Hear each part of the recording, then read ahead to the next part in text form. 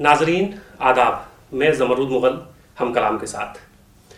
ناظرین، اس سے پہلے ہم آپ کی ملاقات ہندوستان اور ہندوستان سے باہر جتنے بھی اہم لکھنے والے ہیں ملاقات کرواتے رہتے ہیں، اور ہماری کوشش رہتی ہے کہ اگر کوئی ہندوستان سے باہر سے ہندوستان تشریف لائے تو اسے ہم اپنے اسٹوڈیو ریختہ آنے کی دعوت دیں.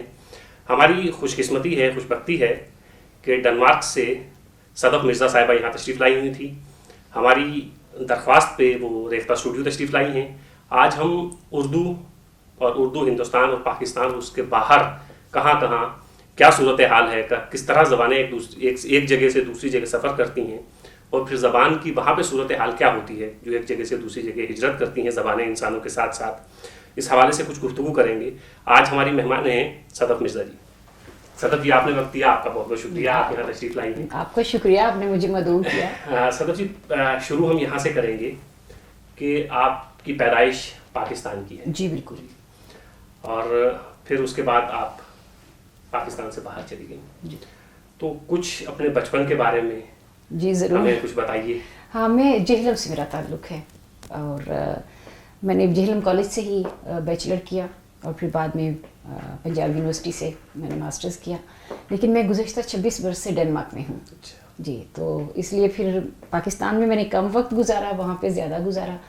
لیکن جہاں پہ آپ کا بچپن گزرا ہوتا ہے، جہاں آپ کی ابتدائی تعلیم ہوتی ہے، وہ ایسی چیزیں ہیں جو آپ کے لاشعور کا حصہ ہوتی ہیں، اور ذہنی اور لاشعوری طور پر اپنے آپ کو وہیں سے وابستہ سمجھتے ہیں. تو پاکستان سے جو میرا تعلق ہے یا جہلم سے جو میرا تعلق ہے، وہ ہمیشہ میری ذات کا ایک حصہ رہا. اچھا، تو پاکستان سے آپ ڈنمارک گئیں. جی. آپ کو 26 سال وہاں ہو گئے. بالکل 26 برس. آپ شاعری بھی کرتی ہیں، جی. نثر بھی لکھتی ہیں، تنقیدی مضامین بھی آتے ہیں، جی. ترجمے بھی آپ کرتی ہیں. جی. اس سے پہلے مطلب جو بھی باہر سے یہاں تشریف لاتے ہیں ہمارے ریختہ، تو میرا ایک سوال تو ان سے ضرور ہوتا ہے، وہ یہ کہ ٹھیک ہے ہماری زبان ہے، اس زبان میں آپ لکھ رہی ہیں، کیا آپ اپنی زبان کو کسی دوسری زبان، جس شہر میں جس ملک میں آپ جا کے رہ رہی ہیں، وہاں کی ایک اپنی زبان ہے. جی بالکل. وہاں کی کچھ چیزیں اردو والوں کو پڑھنے کو ملیں آپ کی وسادت سے، آپ کے ذریعے، اور پھر ان لوگوں کو بھی کچھ ہماری چیزیں پڑھنے کو ملیں. صحیح. تو کیا آپ نے کچھ اس طرح کی کوشش کی ہے؟ حالانکہ کچھ تراجم تو ہم نے آپ کے پڑھے ہیں. جی. لیکن کچھ بڑی کوشش اس طرح کی.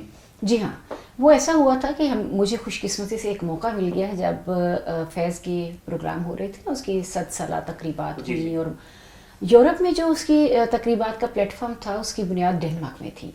تو مجھے ایز اے کوآرڈینیٹر یا رابطہ کار بھی مجھے مختلف ممالک میں ہم نے پروگرام ان کے کروائے. ہم نے باقاعدہ ایک فیض کمیٹی ترتیب دی.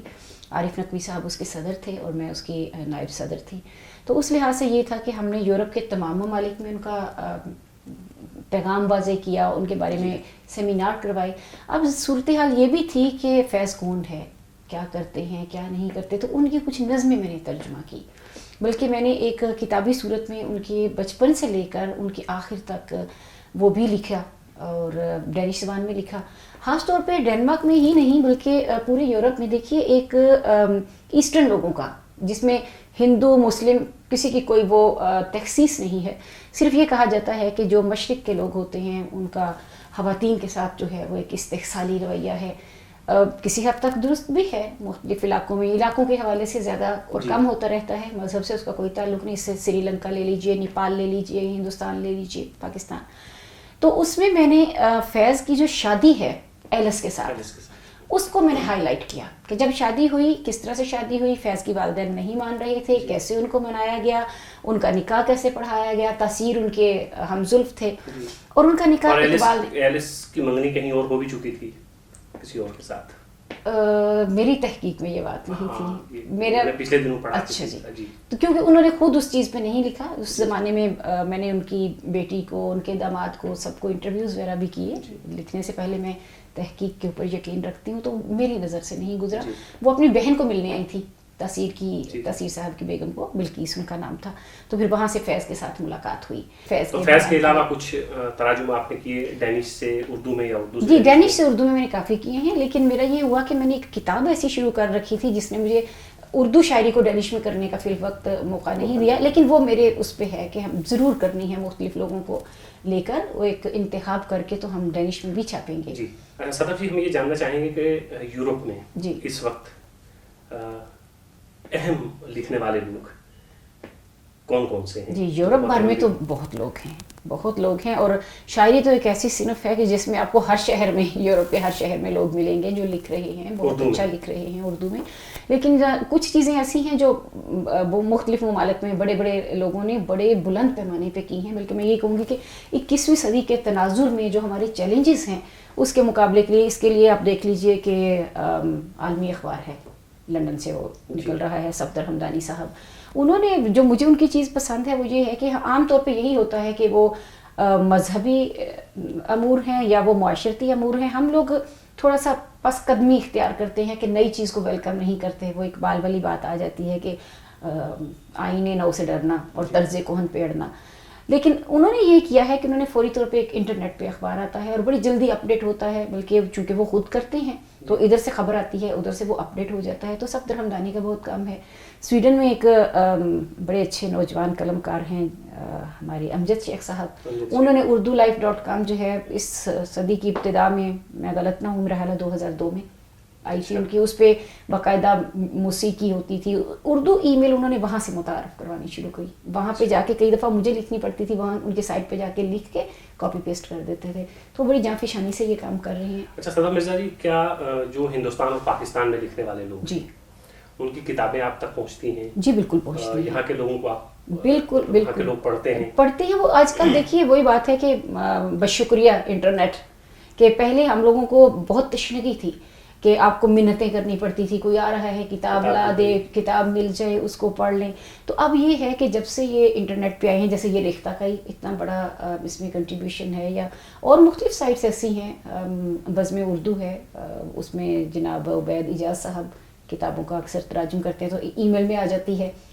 تو اس طرح کی ایسی چیزیں ہیں کہ اللہ کا شکر ہے کہ چیزیں ہم تک پہنچتی ہیں. ادھر چیز چھپتی ہے ادھر آ جاتی ہے، جس کی وجہ سے ایک دوسرے کے ساتھ اجنبیت محسوس نہیں ہوتی کہ ہم نے ایک دوسرے کو پڑھ رکھا ہوتا ہے اور نیٹ کی دنیا میں یا کتاب کی دنیا میں تعارف ہوتا ہے ایک دوسرے کا. یہ بالکل ایسے ہی ہے، فاصلہ سمٹ چکا ہے یہ. اور یہاں کی کتابیں یہاں کے لوگوں کو آپ وہاں جی بالکل. آپ کہانیاں بھی لکھتی ہیں؟ جی میں کہانیاں لکھتی ہوں. میں یہاں یہ تصدیق کروں گی کہ پچھلے 7 سال سے میں صرف جو میری ڈینش کی کتاب ہے نا اس نے میرا بہت وقت لیا ہے. لیکن میں بعض اوقات جیسے بولیویا میں ایک کیس ہوا تھا بہت بڑا، دا گوسٹ ریپ آف بولیویا، اس کو میں نے ڈرامہ فکشن کے طور پہ لکھا تھا. فکشن کے طور پہ کہانی شروع کی کہ ایک جرم سے شروع کیا اور آخر میں بتا دیا کہ یہ ریل کہانی ہے، اس کی بنیاد اصل ہے.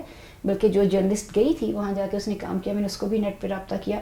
اس کے بعد میں نے اسے افسانوی تشکیل دی. اچھا تو میں آپ یہ کہنا چاہ رہی ہیں کہ پچھلے 7 سال سے افسانہ نہیں لکھا میں نے، نہ افسانہ نہ شاعری، نہیں شاعری کی کتاب کو دے رکھا، شاعری کی ہے لیکن ابھی اس کو چھاپا نہیں ہے. شاعری تو ایسی چیز ہے کہ آپ رک نہیں سکتے. وہ کہتے ہیں از دل خیزد اور بر دل ریزد، کہ دل سے اٹھتی ہے دل پہ اترتی ہے. بعض اوقات آپ ایک کام کر رہے ہوتے ہیں تو وہ کہیں نہ کہیں سے کوئی ایسا تار ہل جاتا ہے کہ اس کو ادھر ہی چھوڑتے ہیں اور آپ لکھ لیتے ہیں. میں لکھتی رہی ہوں، مسلسل لکھتی رہی ہوں، لیکن زیادہ وقت آپ نے جی ہاں کتاب میں نے اس پر مجموعہ لانے کی کوشش کی. کتاب جب منظر عام پر آئے گی تو اس کی پذیرائی ہوگی. ظاہر ہے آپ نے اتنا وقت دیا ہے اس کتاب کو.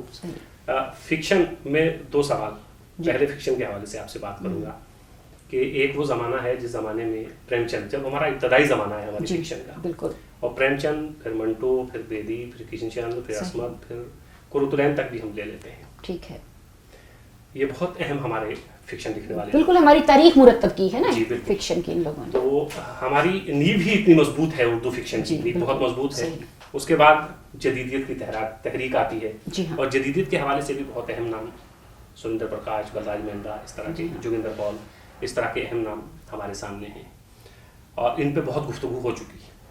اس کے بعد کی جو نسل ہے، اس کے بعد کی جو پیڑھی ہے، ظاہر ہے فکشن کی نیو ہماری بہت مضبوط ہے اور فکشن لکھنا بند نہیں ہوا ہے، نہ ہندوستان میں، نہ پاکستان میں، ساری دنیا میں، اردو بولنے والی دنیا میں، اردو بولنے والی دنیا میں فکشن لکھا جا رہا ہے. صحیح.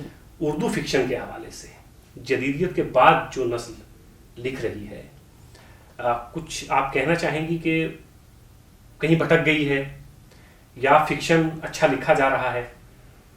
جی میں کبھی اس سے نا امید نہیں ہوئی. عام طور پہ یہ پروپیگنڈا شور و غوغا ہوتا ہے، لو جی ہم لوگوں کا پرابلم یہ ہے کہ ہم لوگوں کی ایک ذہنی رو ایسے بھٹک جاتی ہے کہ ہم چند نام لے لیتے ہیں، وہی ہمارے آئیکن بن جاتے ہیں. ان سے کوئی بہتر لکھتا بھی رہے ہم ان کو برگد بنا کے ان کے نیچے چھوٹے گملے رکھ دیتے ہیں. اس کے میں سخت خلاف ہوں. بہت سارے نام ایسے ہیں، بہت سارے نوجوان لوگ ایسے لکھ رہے ہیں، بلکہ ابھی فیس بک پہ وہ افسانہ فورم نے کیے اور 200 افسانے اس میں آئے. مجھے جو ہی ٹائم ملتا تھا میں ضرور جا کے وہاں پڑھتی تھی.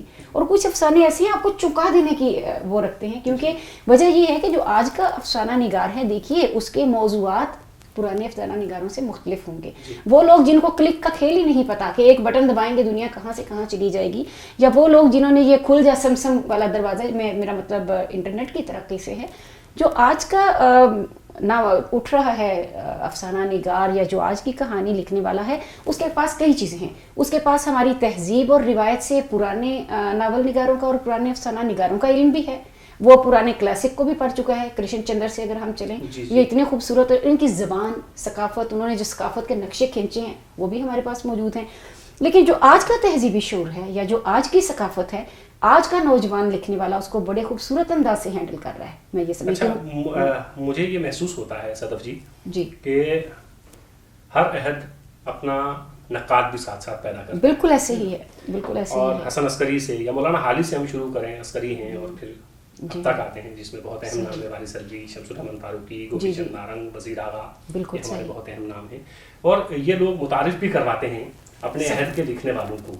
اس کے بعد کا جو عہد ہے جس میں مشرف عالم ذوقی لکھ رہے ہیں، جس میں پیغام آفاقی لکھ رہے ہیں، جس میں تارڑ صاحب لکھ رہے ہیں، اطہر صاحب، جی ہاں اطہر صاحب لکھ رہے ہیں. بہت نام ہیں، بہت اور کسی ایک کا میں اس لیے نام نہیں لے رہی کہ زیادتی نہ ہو جائے. جی ہاں میں اس لیے وجہ سے فردن کہہ رہی ہوں. سب لوگ لکھ رہے ہیں، لیکن اس عہد نے آپ کو لگتا ہے کوئی نقاد پیدا کیا؟ یہ پھر جو بڑا آپ نے سوال ایسا کیا ہے کہ ہمارے ہاں مسئلہ یہ ہے کہ نقاد کی اور تخلیق کاروں کی ہمیشہ جنگ ہی رہی ہے. میں یہ سمجھتی ہوں جنگ میں کچھ فائدہ ضرور ہوا ہے.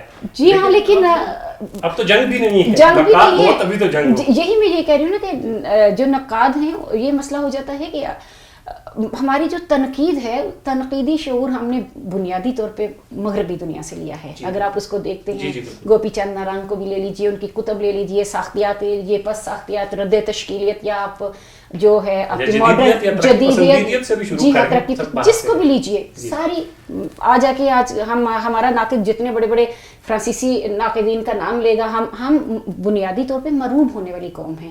بڑے بڑے ناموں کے ساتھ ہم لوگ قرۃ العین کے آگ کے دریا کو یہاں پہ رکھتے ہیں، اس کے بعد سب جو ہے وہ چھوٹا ہی چھوٹا رہے گا. عبداللہ حسین کو پھر یاد کر لیتے ہیں. جی ہاں، ایسے نہیں ہو سکتا. میں ابھی آج ذوقی صاحب سے بات ہو رہی تھی رضیہ فصیح کے حوالے سے کہ جس نے رضیہ فصیح کو پڑھا ہے، حالانکہ ہو سکتا ہے بہت سارے لوگ ان کے نام سے ناواقف ہوں، میں بھی ناواقف تھی، میں بھی ناواقف تھی، لیکن مجھے اتفاق سے ایک دفعہ کوپن ہیگن کی لائبریری سے ایک کتاب مل گئی. ان کی میں نے پہلی کہانی پڑھی تو انہوں نے مجھے ہک کر لیا. اس کے بعد میں نے چھوڑا نہیں، ان کی مختلف ناول پڑھے، چیزیں پڑھی. بلکہ جو آج کے بھی لکھنے والے ہیں ہمارے نوجوان افسانہ نگار ہیں، میں ان کو بھی بڑے شوق سے پڑھتی ہوں. میرا یہ ہے کہ میں نے مطالعہ کبھی نہیں چھوڑا. میں کتاب جو مرضی لکھوں، اچھی کہانیاں پڑھنے کے لیے، نئے لوگوں کو پڑھنے کے لیے، کیونکہ میں نام پہ نہیں جاتی. میں ہمیشہ یہ دیکھتی ہوں کہ کیا لکھا جا رہا ہے، ہاں کس نے لکھا ہے، یہ نہیں. اس کے بعد آپ طے کریے اچھا ہے یا برا ہے. ہمارے ہاں مسئلہ یہ ہے اردو میں خاص طور سے، حالانکہ میری ملاقات ہندی والوں سے بھی رہتی ہے، ان کے ہاں بھی ہے یہ مسئلہ، لیکن ہمارے مقابلے میں کم ہے. اردو میں مسئلہ یہ ہے کہ ہم تحریر پڑھ کے فیصلہ نہیں کرتے. بالکل صحیح، بالکل صحیح، میں ایگری، متفق. کئی چاند تھے سر آسماں آ گیا ہے، چونکہ یہ فاروقی، شمس الرحمن فاروقی کا ناول ہے، ظاہر ہے یہ بڑا ہی ہوگا، یہ بڑا ہے. دیکھیے ہاں یہیں سے میرا اور آپ کو، کیونکہ انہوں نے لکھا ہے بڑا ہے. یہ کہاں لکھا ہے کہ ایک آدمی ایک بہت اچھا ناول تحریر کرے گا اور 20 سال بعد وہ اس کی ٹکر کا ناول لے آئے گا. اس کی اپنا مقابلہ خود اپنی ذات کے ساتھ ہو جاتا ہے. کچھ احتساب اردو والوں کو اپنا کرنا پڑے گا. جی ہاں، اور کچھ ایسی چیز ہے کہ ہم کہیں گے ارے ہاں وہ اس نے لکھ دیا ہے نا فلاں شاعر نے، یا فیض کا نام لکھ دیا ہے تو ٹھیک ہے. ایک دفعہ کسی نے فیس بک پہ بڑی مزدار بات کہی کہ ایک شعر کے اوپر انہوں نے کسی کا نام نہیں لکھا، شاید فراز کا لکھ دیا تو واہ واہ ہونی شروع ہو گئی. اس کے بعد ہٹا کے کہا نہیں یہ شعر تو فلاں کا. ہاں اس میں وزن کی غلطیاں ہیں.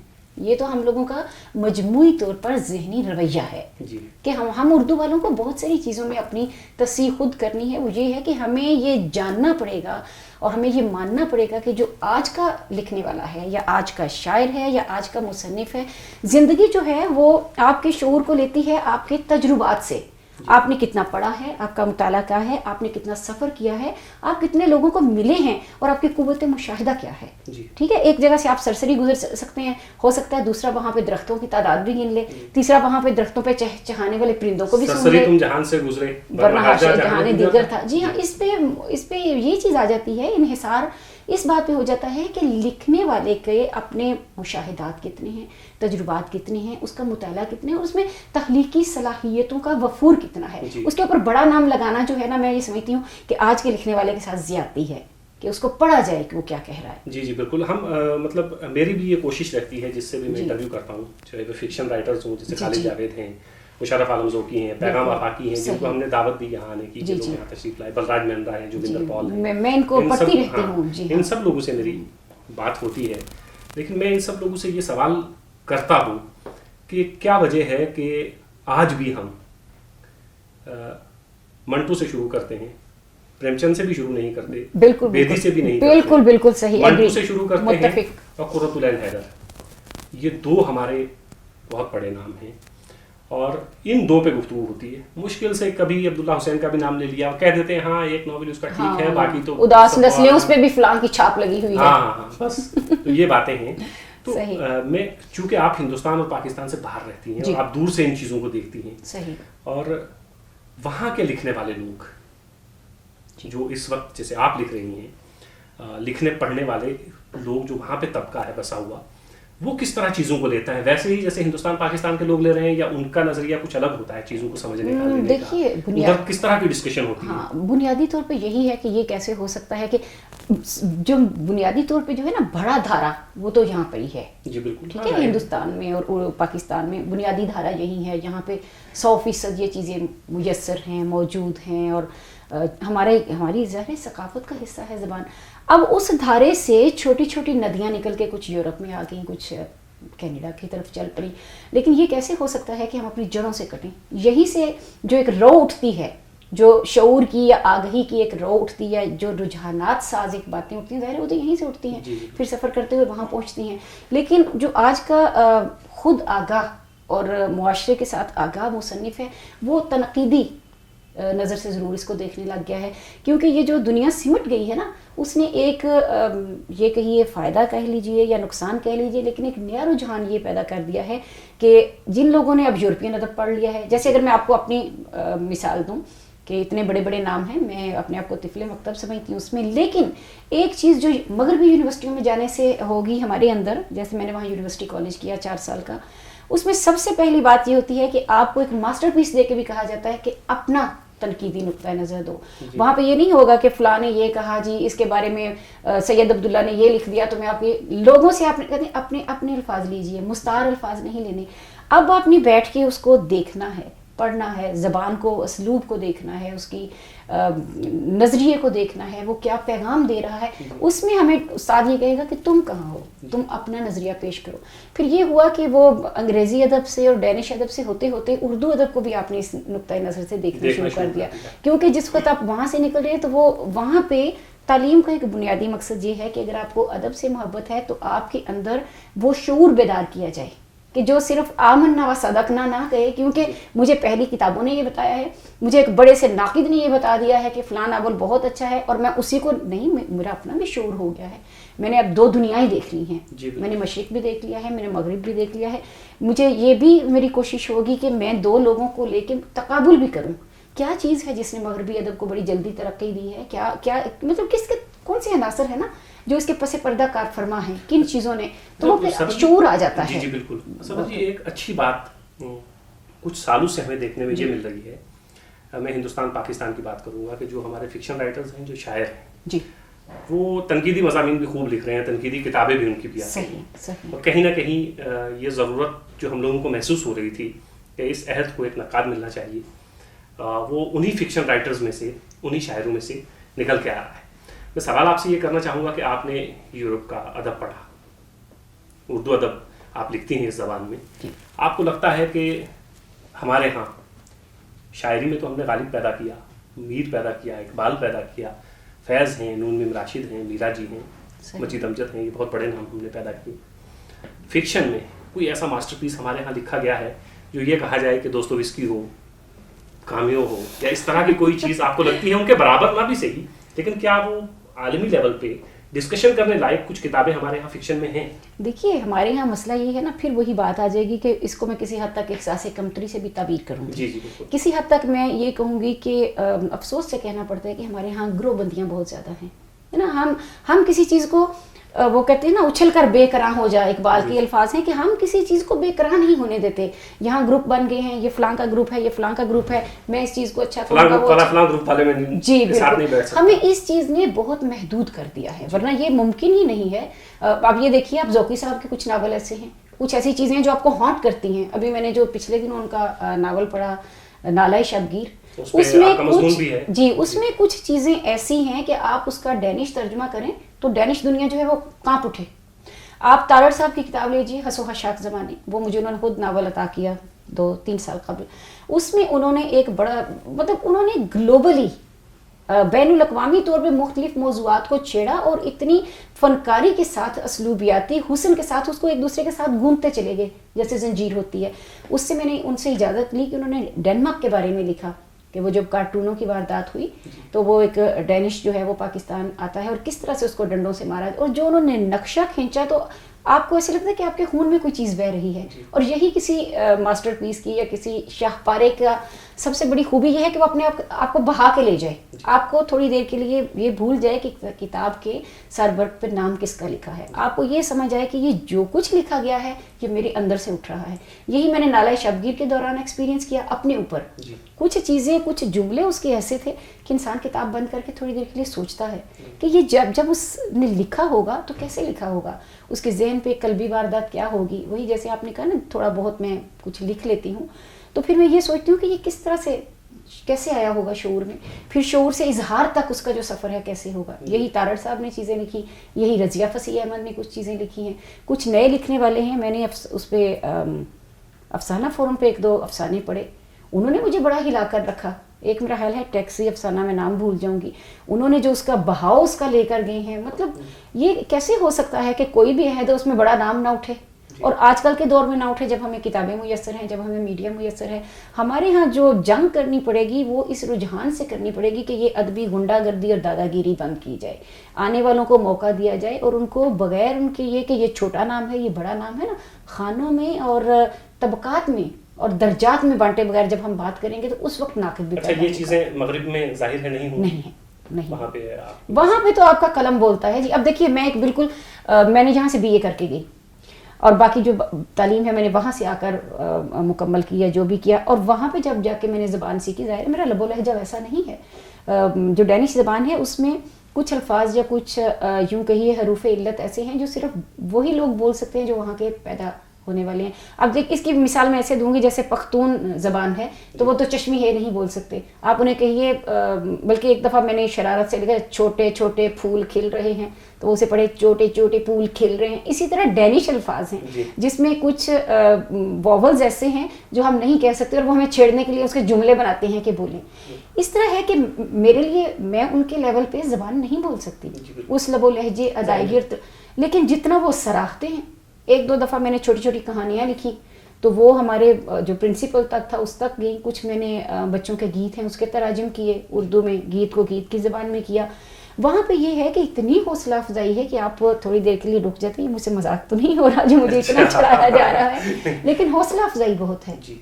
सदफ जी, क्या हम ये उम्मीद रखें कि कुछ उर्दू के मास्टरपीसेस आप तर्जुमा करेंगी ताकि जी मैं बिल्कुल करूंगी, बिल्कुल कोई ज़बान है, हाँ, इसमें कुछ लिखा क्योंकि बात सिर्फ नोबेल प्राइज़ की नहीं। मैं ये समझती हूँ कि बहुत सारे उर्दू के जो लिखने वाले हैं उनकी हक तलफी इसलिए भी हो रही है कि उनकी आवाज़ अभी तक मगरिब में नहीं पहुँची। और ये जो नोबेल प्राइज़ है उसमें बेसिकली तो वो स्वीडिश है, लेकिन उसने खुद नोबेल की वसीयत में ये था कि कुछ नॉर्वे से लोग होंगे जो ये फैसला करेंगे, हुकूमतें अपने नाम देंगी। जब तक हम लोग अंग्रेज़ी में उनके तराजुम नहीं करेंगे और उन तक आवाज़ नहीं पहुंचाएंगे अपनी कि ये हमारे ये और ये और ये अफसाने जो हैं बेहतरीन कहे गए हैं, हुकूमती सतह पर कोशिश नहीं होंगी, तब तक देखिए उन्हें इल्हाम तो होने से रहा।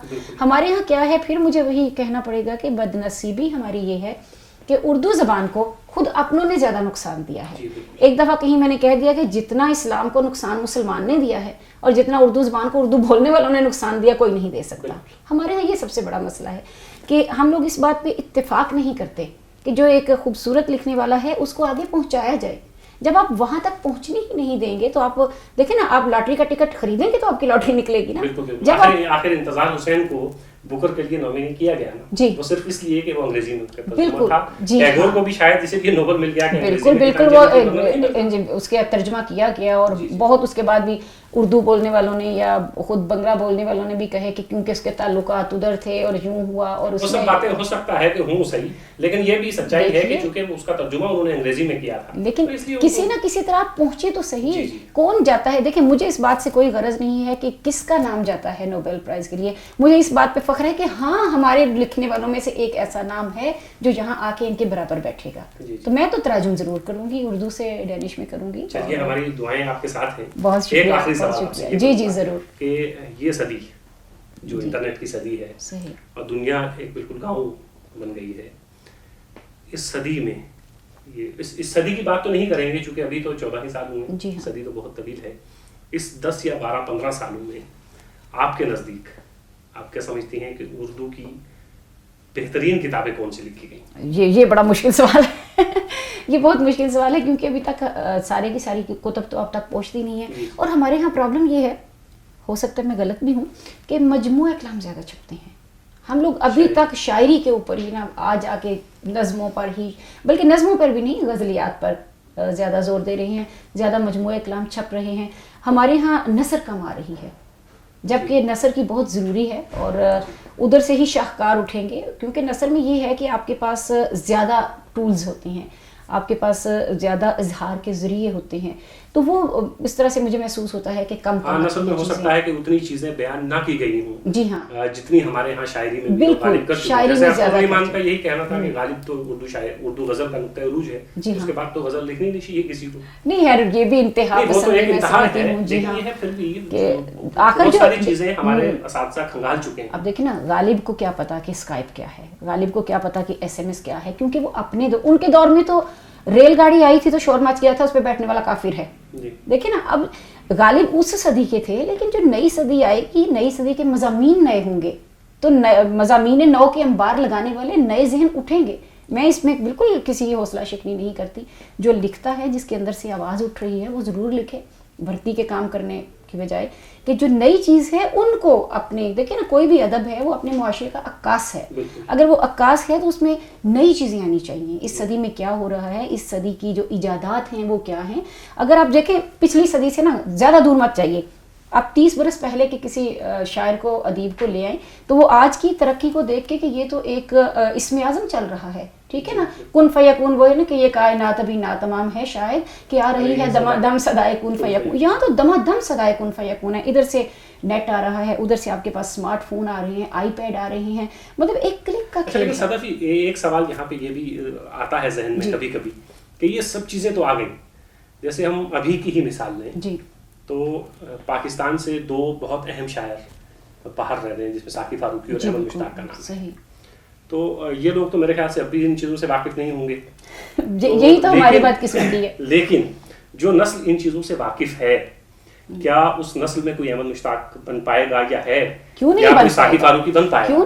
کہیں ایسا نہیں, یہ سب آسائشیں جو ہمیں میسر ہیں اس سے کچھ نقصان ہو رہا ہے. نہیں, میں نہیں سمجھتی. یہ جو دیکھیے جہاں میں بیٹھی ہوں, ریختہ نے کتابوں کے انبار لگا دیا. مجھے کسی چیز کی ضرورت ہوتی ہے نا, میں فوری طور پہ جا کے کتاب سرچ کرتی ہوں, کتاب کھولتی ہوں, اس کا صفحہ نمبر نوٹ کر لیتی ہوں.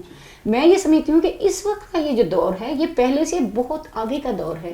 یہاں ہمت کرنے والا وہی نا جو ہاتھ اٹھا لے پیمانہ اسی کا ہے. اب تو وہ پیمانے کھنک رہے ہیں جگہ جگہ. جو ان کے زمانے تھے ان کو تو کتابیں نہیں ملتی تھیں, ان کو پبلشر کے بھاگنا پڑتا تھا, ان کو کاتب کی مجبوری تھی. تو فیس بک پہ جائیے, ٹویٹر پہ جائیے, ہو گیا. جی, محتاجی ہی نہیں. اب دیکھیں نا پرانے زمانے میں وہ روٹی لے کے کھیتوں میں جا رہی ہے, وہ چھپ چھپ کے مل رہے ہیں, ہیر رانجھا, رومیو جولیٹ, وہ تو زمانے لد گئے. اب تو نیٹ کا زمانہ ہے, اسکائپ پہ بیٹھیے اور بات کریے. جی ہاں, دیکھیں وہی میں کہہ رہی ہوں کہ نیا دور, اس کے نئے تقاضے اور ان نئے تقاضوں کے نئے نتائج. اور میں تو بہت پر امید ہوں. میں یہ سمجھتی ہوں کہ آنے والی صدی یا یہ جو موجودہ دور ہے, بڑے اہم نام ہیں, بڑے لوگ, بڑی خوبصورت, جب فیس بک پہ آتی ہیں تو وہ ناقد بھی خود ہیں, وہ تخلیق کار بھی خود ہیں, وہ بات کرتے ہیں کامنٹس میں. بعض لوگ اتنے اچھے اچھے کامنٹ کرتے ہیں کہ آپ کو نام پڑھنا پڑتا ہے کہ یہ کس نے کامنٹ کیا ہے اتنا خوبصورت, اور کتاب کو پڑھ کے یا کسی افسانے کو پڑھ کے یا کسی غزل کو پڑھ کے اس کو کوٹ کر کے. تو تنقیدی شعور بھی بہتر ہو رہا ہے. پہلے عام تخلیق کار کو تنقیدی شعور یہی سمجھا جاتا تھا کہ اس نے غزل لکھ دی, اب کوئی اٹھے گا ناقد اور وہ فیصلہ کرے گا, وہ بتائے گا یہ کیا ہے. لیکن جو آج کا شاعر ہے یا جو آج کا قلم کار ہے, وہ خود ہی, آپ فیس بک پہ جائیے, آپ باقی جائیے سوشل میڈیاز پہ, تو ان کے جو کامنٹس ہوتے ہیں وہ آپ کو بتاتے ہیں کہ تبدیلی آ چکی ہے. اچھا. اور تبدیلی آئے گی, مثبت تبدیلی. آپ جو یہ پر امید ہیں, میں بالکل ہم دعا گو بھی ہیں کہ یہ سب جو آپ کہہ رہی ہیں, میں بالکل پر امید ہیں آپ. اللہ کرے یہ سب باتیں سچ ہوں, اور یہ جو نئی دنیا ہے جسے ہم فیس بک, ٹویٹر, اس کی دنیا کہتے ہیں, اس میں کچھ پہلے سے بہتر ہو. حالانکہ ہمارے ہاں جب یہ چیزیں نہیں تھیں تو ہمارے ہاں کیا دنیا ادب میں اچھی چیزیں لکھی گئیں, لیکن وہی مسئلہ ہے کہ یہ زمانہ ہے, اس زمانے کے تقاضے کچھ اور ہیں. ہو سکتا ہے کہ دوستوں اس زمانے میں پیدا ہوتا تو کچھ اور لکھتا, غالب پیدا ہوتے تو کچھ اور لکھتے. پھر وہی بات ہے نا, ہم نے سیٹ کر لی ہے نا, ہم نے ذہنی پیمانے سیٹ کر لیے ہوئے ہیں. ہم جب تک کھلے نہیں ہوں گے اوپن, اب دیکھیں نا, ہر آنے والا بچہ جو ہے وہ ایک نئی ترقی کا پیغامبر ہے. ہم یہ کیسے کہہ سکتے ہیں کہ آئنسٹائن اس زمانے میں آیا تھا, کوئی آئنسٹائن پیدا نہیں ہوگا. تو نئی صدی, نیا زمانہ, نیا شعور, نئے لوگ پیدا کرے گا. صدف مرزا جی تو یہ چاہتا ہے کہ آپ سے خوب ساری باتیں کی جائیں, لیکن مسئلہ یہ رہتا ہے چونکہ آپ ٹی وی سے جڑی ہوئی ہیں, جی بالکل میں سمجھتی ہوں, مطلب وقت کی قید رہتی ہے.